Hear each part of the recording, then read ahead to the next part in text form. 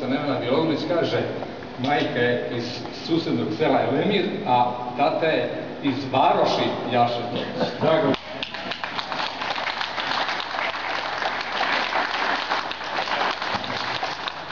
Dakle, spomenuto je Matica Srpska, a Matica Srpska, gde se god govori o knjigama, ona se nosi gost nego na jedan punopravan način domaćina, jer Matica Srpska ima obično da kažem ova stara dama, iako dama nikad nije stara, nego dama u godinama, je najstarija kulturno-prosvetna ustanova u ovom delu Evrope.